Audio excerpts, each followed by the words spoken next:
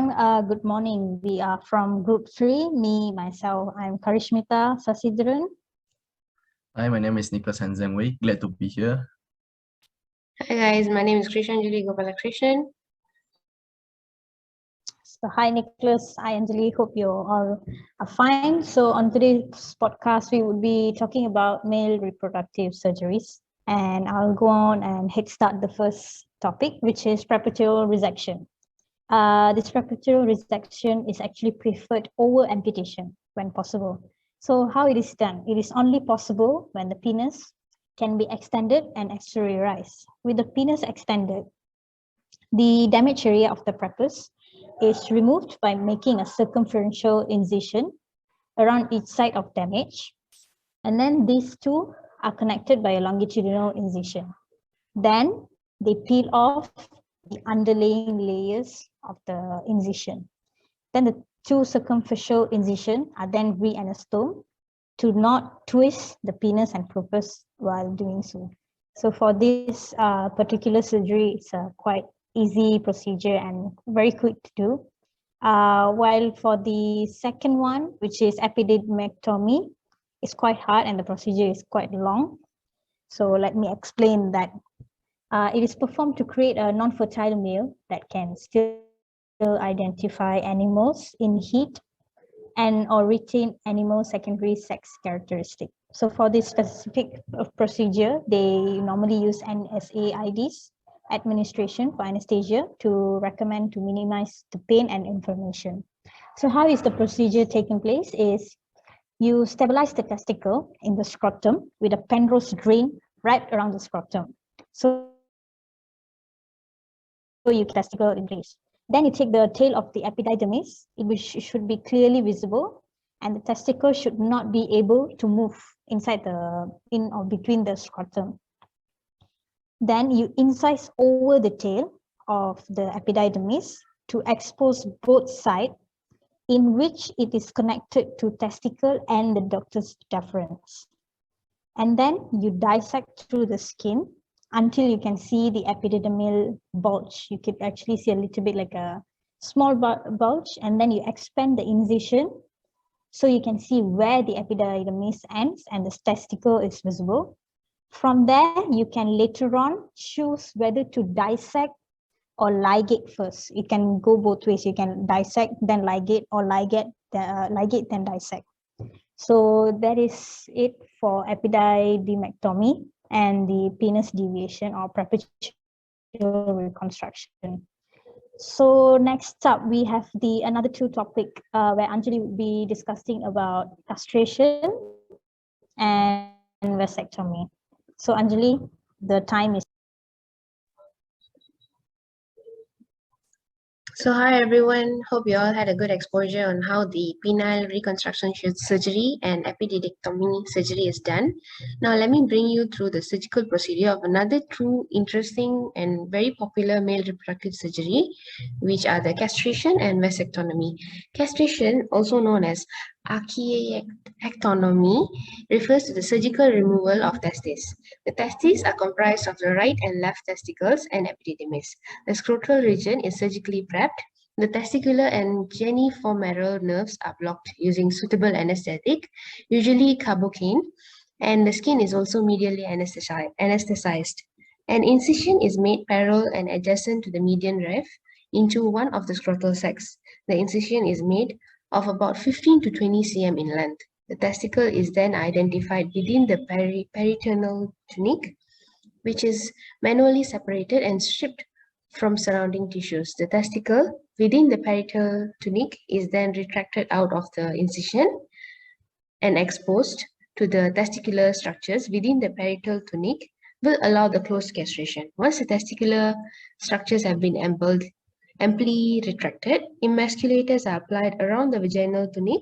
As the emasculators are engaged, the distal aspect of the spermatic cord is simultaneously cut the level of crushed tissue, thereby allowing a complete removal of testicular structure. Now for the vasectomy, vasectomy is a surgical cutting and sealing of the part of vas deferens, which disables sperm flow in the male reproductive system. It is a surgical procedure to create a non-fertile male. Pre-operative managements are usually food restriction, pre-operative NSAID for less post-inflammation, and pre-operative antibiotics are given. Other than that, tetanus prophylaxis and lidocaine are used as sedation to block the cord or surgical site. So the procedure of surgery is by having a clean towel or sterile drape, which is placed under the scrotum and over the animal's abdomen for suturing management. Then spermatic cord in the neck of the scrotum and the vas deferens are located on the axial side and identified, making a longitudinal incision over the axial side of the cord through the skin of subcutaneous tissue. Then the vas deferens is palpated on the axial aspect in order to separate from the papiniform flex. Next, the cord is elevated onto the califorceps to keep it stable. Then the white vas deferens on the side may be visible. So after this, through the wall of the tunic, an incision is made. Incision is made on the tunic that covers the structure within.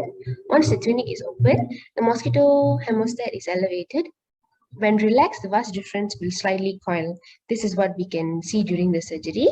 Then the clamps of the vas deferens is removed in order to ligate one after another and prevent the sperm granuloma formation. In mature male animals, the contents can be squeezed out onto a slide to check for sperm verification in the vas deferens. In younger animals, the section can be removed without ligation and finally stitch the skin around it. So after the surgery, as usual, post-operative care is done and monitoring patients for signs of infection must be done. And also there should be a cleaning and dressing and drainage if needed. So this is what happens in castration and vasectomy surgery. Next, I'll pass it to Karishmita back.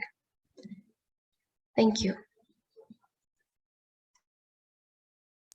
Okay, thank you, Anjali. That was so informative. Talking about castration and vasectomy is quite a general and very popular topic among the male reproductive surgeries, but not many people know the procedure. So thank you, Anjali, for explaining informatively and quite chronologically. Next, we have Nicholas talking about prostatectomy and penile amputation.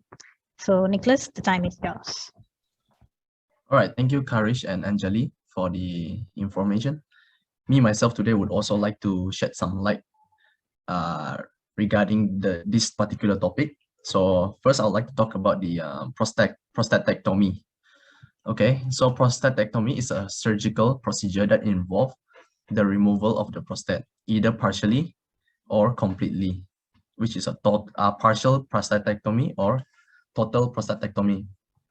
So this surgery is a surgical technique that is used as one of the treatment strategies for prostate cancer. Total prostatectomy is carried out mainly in early detected non-metastatic prostatic tumors, but it can also be used in the case of severe trauma, vascular disorders due to prostate dislocation, recurrent and/or unresponsive abscesses or cystic formations. A standard total prostatectomy provides a caudal ciliectomy. Given the particular localization of the gland, a pubic symphysiotomy or pubic and ischial osteotomies may be acquired in order to improve access to the prostate gland and the pelvic urethra. Prostatectomy is a surgical technique that is used as one of the treatment strategies for prostate cancer and perineal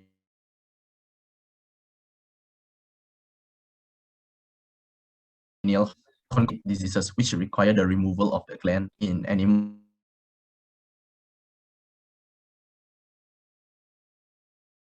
Such as, for example, urinary incontinence, necrosis of the bladder, neck, or urethral stricture.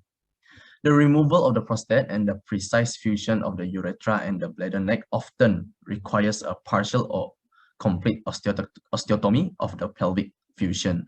However, this procedure is not commonly performed in companion animals, due to the above-mentioned complications. Further, the invasiveness of the surgery combined with the lack of significant improvement in the standard of living of the operated animals mean that there is a lack of acceptance from their caregivers. Therefore, partial prostatectomy or other palliative procedures are more often recommended. These include urethral stenting, transurethral resection, cystotomy, chemotherapy, radiotherapy, or NSAIDs. All right, so now I'm gonna talk about the next surgical procedure, which is penile amputation. So penile amputation is a surgical procedure to remove the penis of a male animal. This can be done in first opinion practice by a skilled surgeon or a referral center. Penile amputation renders an animal incapable of mating. Penile tumors are rare and fortunately, penile amputation is rarely required. Additionally, conditions such as priapism or trauma to the penis may respond to prompt medical intervention, and therefore, surgery is an option of last resort when damaged tissue is beyond salvage. Penile amputation is performed for obstructive urolithiasis. It is considered a salvage procedure and is most commonly performed in feedlot steers. The amputation needs to be performed proximal to the obstruction, typically the sigmoid flexure. And then the closest aspect of the penis to the skin is actually the common obstruction site. Therefore, the retractor penis muscle will be encountered first and are sometimes mistaken for the penis. They are paired, more superficial and less muscular than the penis. The dorsal artery will need to be ligated, and this will be on the opposite side of the penis since the approach is from the ventral aspect. Procedure is performed standing with chute as recommended. Pre-operative NSAID is needed. Pre-operative antibiotics are recommended and epidural anesthesia is performed. And post-operatively, NSAIDs are continued for 3 days. Antibiotics may be continued if urethral rupture or necrosis. If urethral rupture occurred, incisions are made to allow urine drainage from the subcutaneous tissues. And complications may include urine scalp, hemorrhage from the penis, trauma to the stump or urethra, retraction of the stump subcutaneously, and reobstruction, which is blood clot and stricture. And that's it from me. Thank you. I'll pass it back to the moderator. Okay, thank you, Nicholas. That was very interesting, especially the penile amputation. I think penile amputation is quite not quite very rare case in animals as well as humans, I guess. So that's it for today from us, guys. Hopefully you all learned and enjoy yourself, know something about the male reproductive surgeries, the type of surgeries done in animals. Till we meet again, thank you and goodbye. Thank you very much. Thank you, guys.